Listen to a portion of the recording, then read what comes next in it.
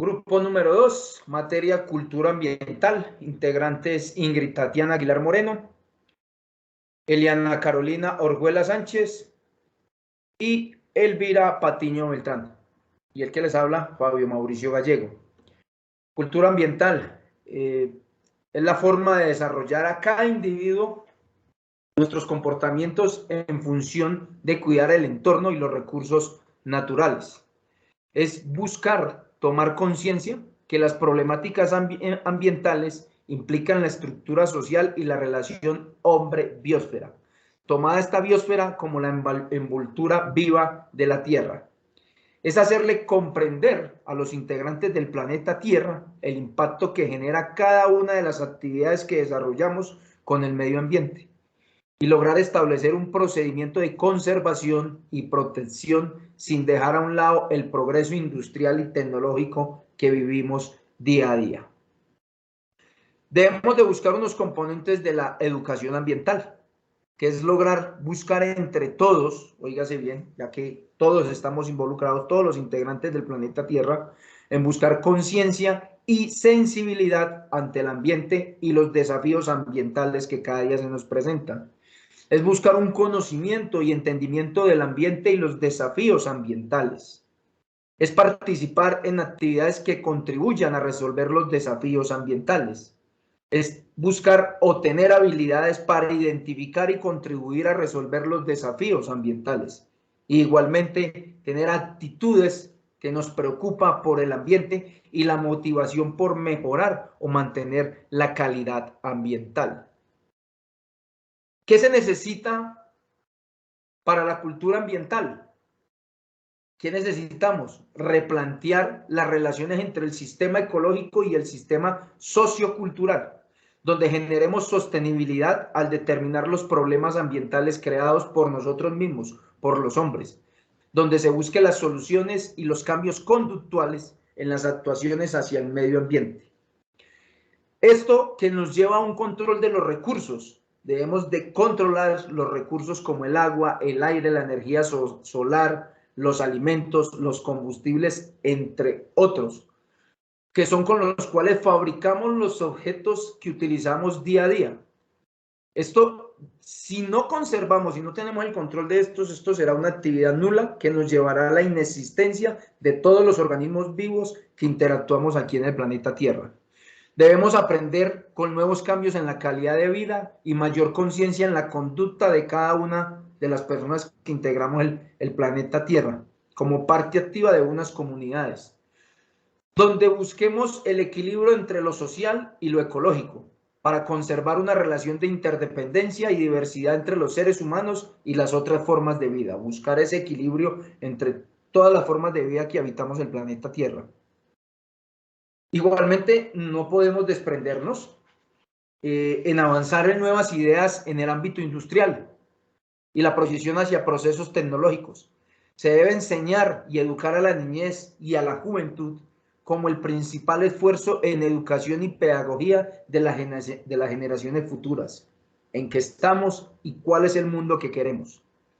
¿Qué acciones podemos hacer dentro de la cultura ambiental? Este tipo de acciones son las cuales podemos manejar desde la misma casa, que es el aprovechamiento máximo de la luz solar en los espacios, la utilización de bolsas de papel o tela, utilización de servicios masivos de transporte, no el automóvil, no la motocicleta, desconectar los equipos electrónicos cuando no se utilizan y plantar árboles en zonas comunes de jardines, la cultura del reciclaje y la separación de basuras.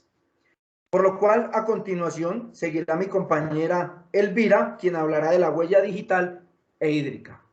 Mencionó mi compañero Fabio, pues voy a hablar sobre la huella digital y la huella hídrica.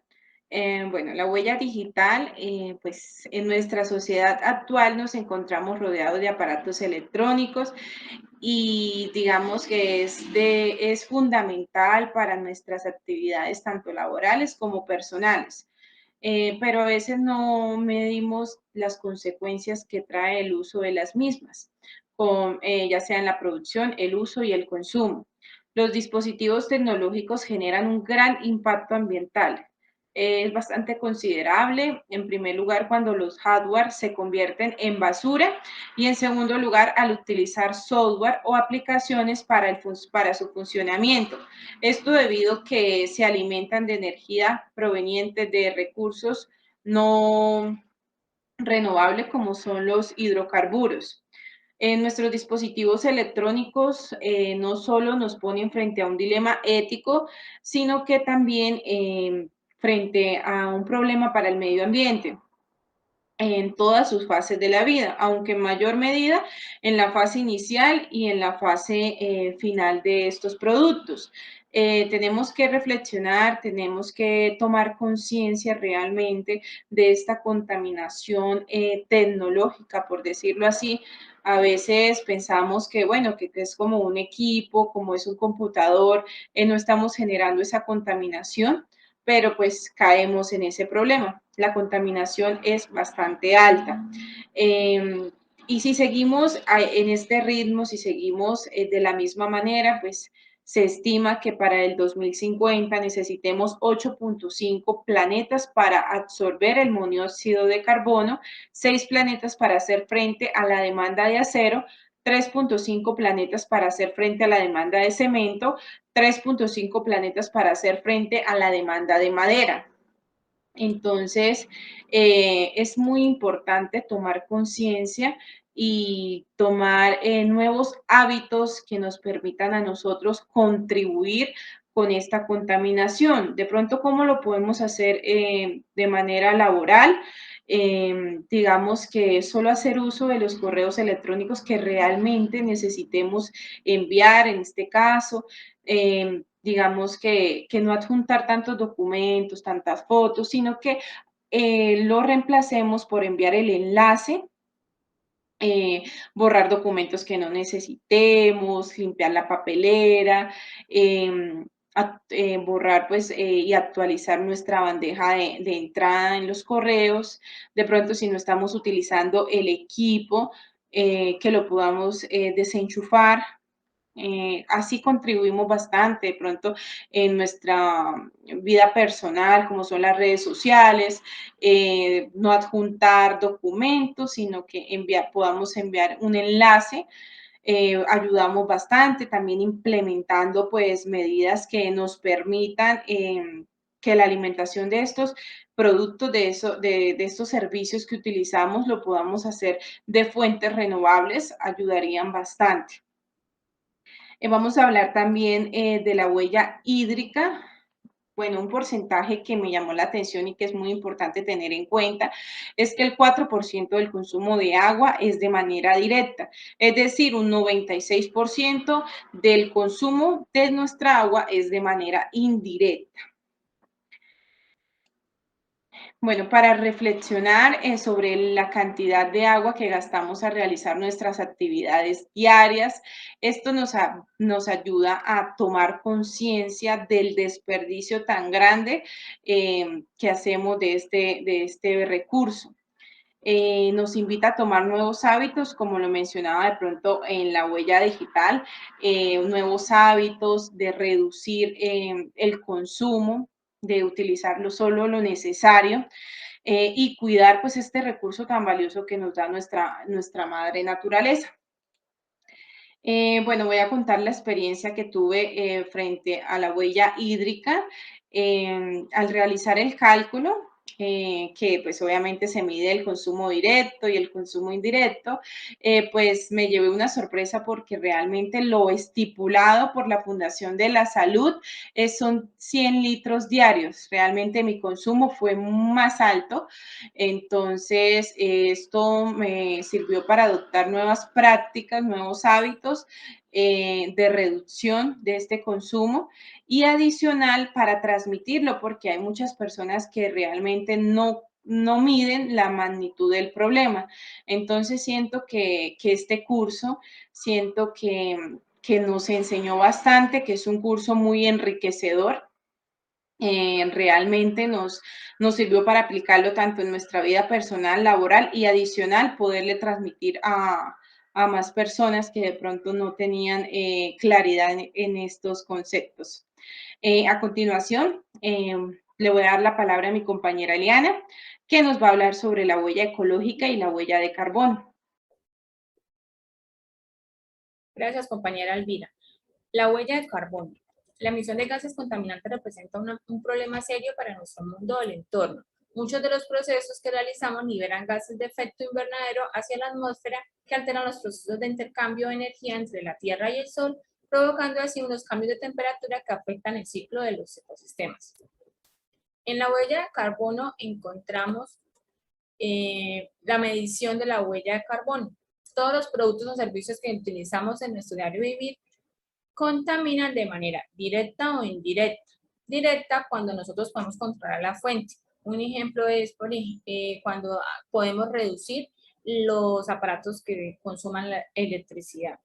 Y de manera indirecta cuando los gases emitidos son producto de algún consumo que nosotros tenemos, por ejemplo, cuando utilizamos el transporte público. Esta medición se hace en 3 tipos y las características varían de acuerdo al tipo de actividad que desempeñamos: personal, de transporte y energía. Hay algunas acciones que encontramos en nuestro grupo para reducir la huella de carbono. Ejemplo de la reducción del consumo eléctrico. Para esto podemos empezar desde nuestros hogares o cuando vamos a hacer la compra de algún electrodoméstico, revisar que tiene menor voltaje para que sea menor el consumo que genera.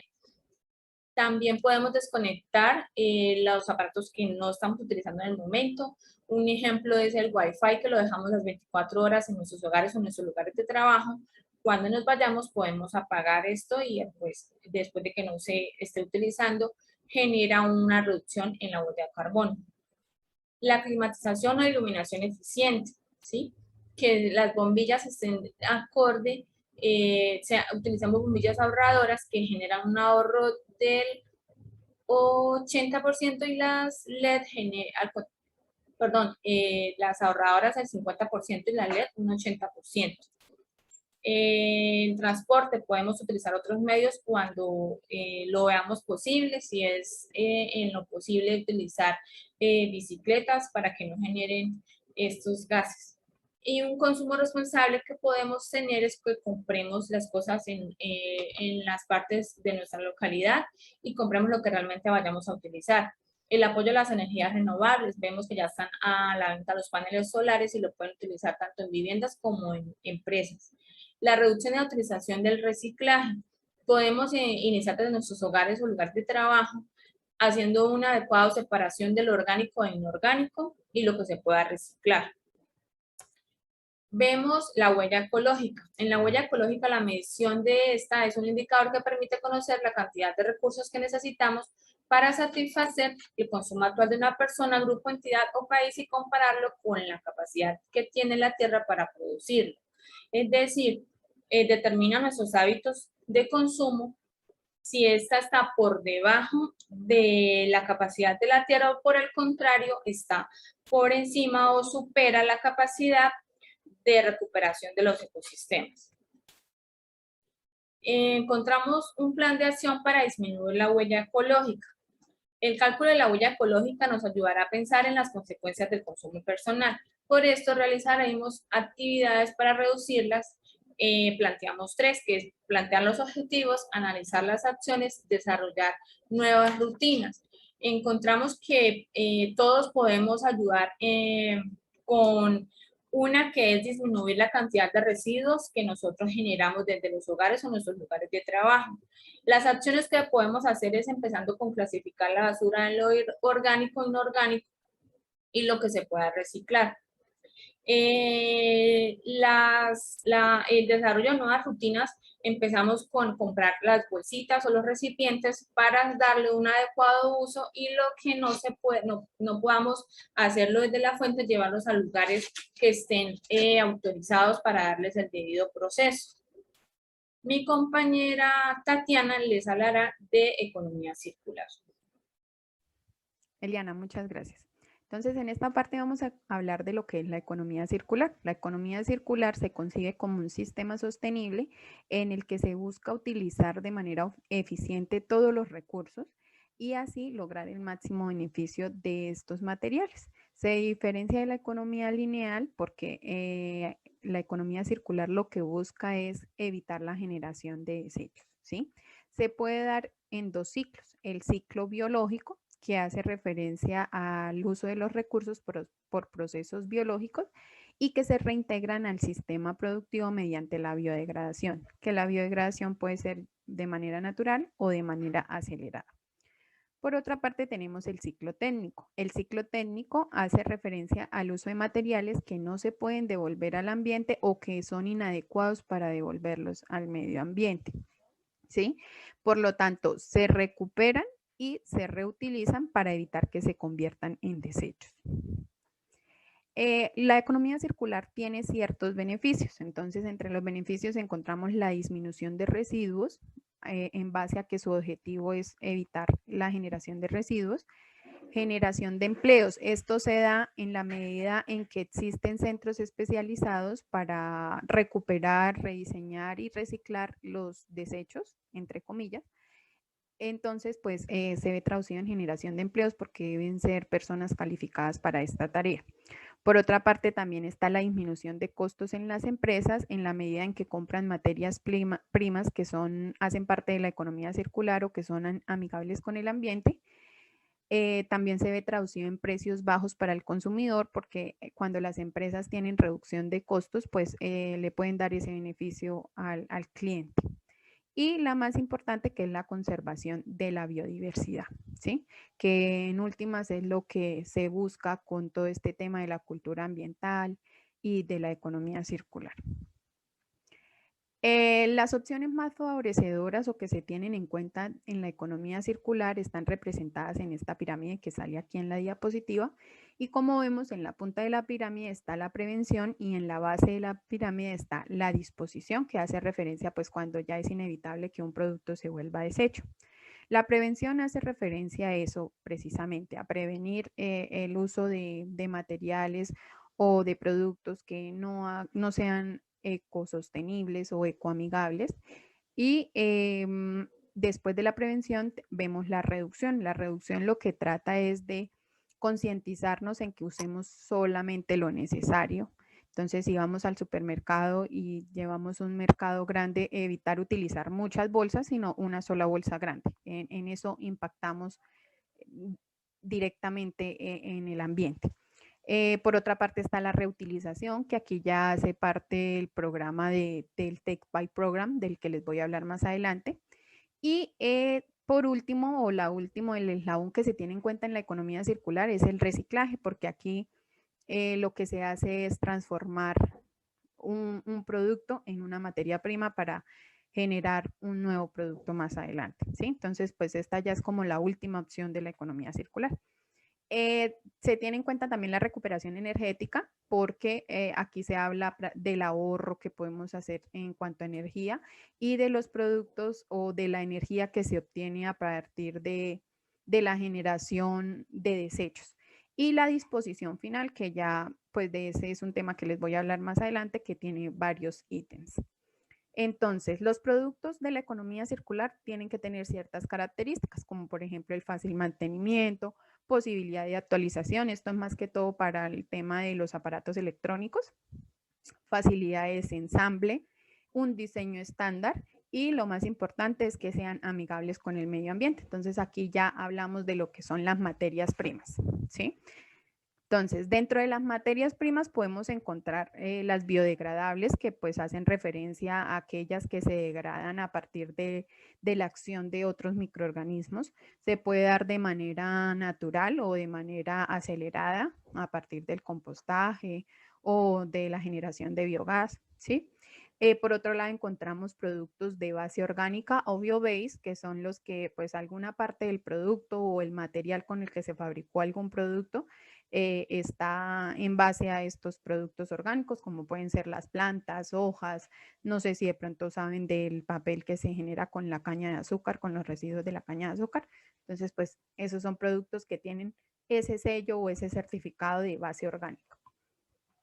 Por otro lado, encontramos los compostables.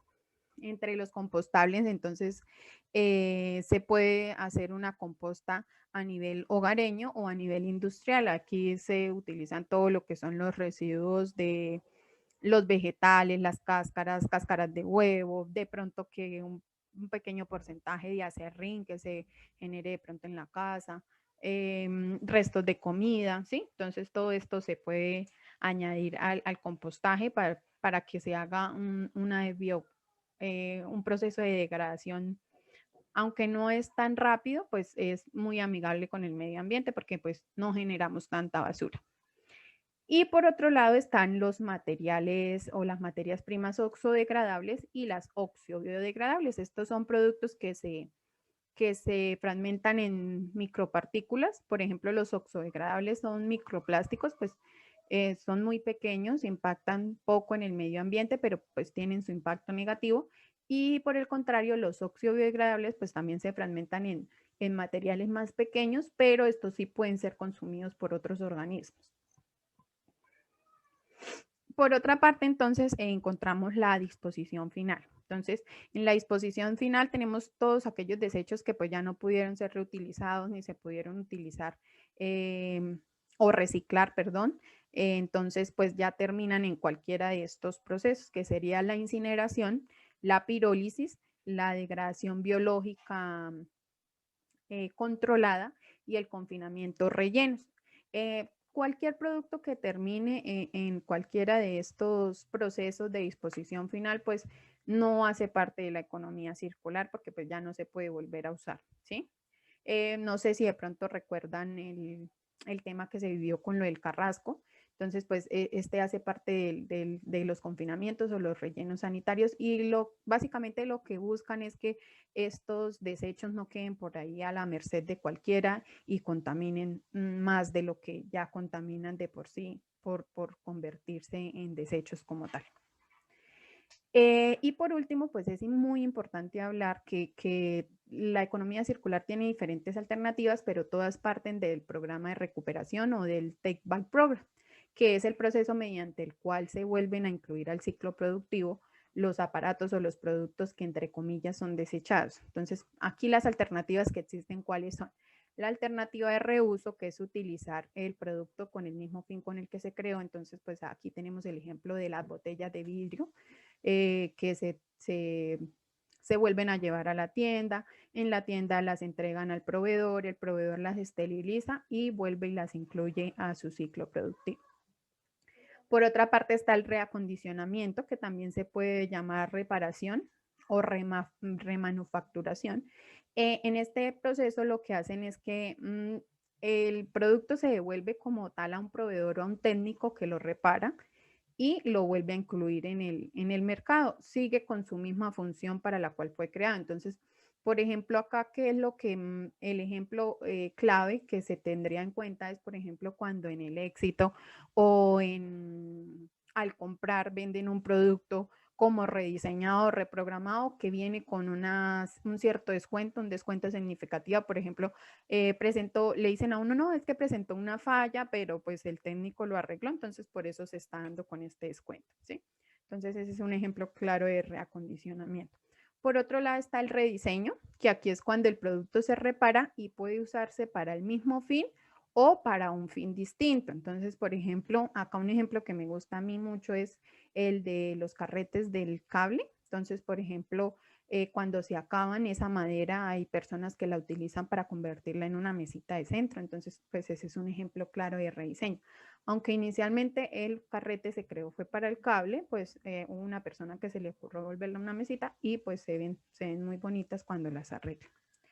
Y ya en la última opción de la economía circular, como les dije anteriormente, está el reciclaje. ¿Por qué está como última opción? Porque por lo que les decía, tiene unos costos elevados. ¿Por qué? Porque hay que destruir totalmente el producto para obtener una materia prima con la que se va a crear otro producto, ¿sí? Pero entonces no es que sea malo, pero pues es la última opción porque pues tenemos otras opciones como el reuso o el reacondicionamiento que serían muchísimo más económicos.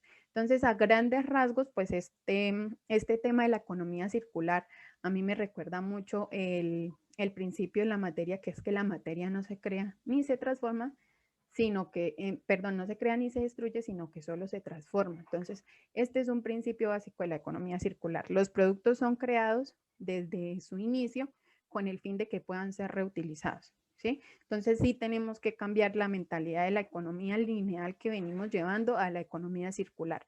En un principio es difícil, pero si nosotros aportamos desde nuestras casas en el tema del reuso, del reacondicionamiento, ¿sí? Del reciclaje, pues va a ser muchísimo más fácil cuando se lleguen a tomar medidas al respecto. Entonces, esta fue la presentación del grupo número 2. Estos fueron pues los conocimientos que adquirimos durante el desarrollo del curso de cultura ambiental. Muchísimas gracias al docente por implementar esta clase de cursos que de verdad le dejan a uno para su formación tanto profesional como personal. Espero que les haya gustado, que estén bien.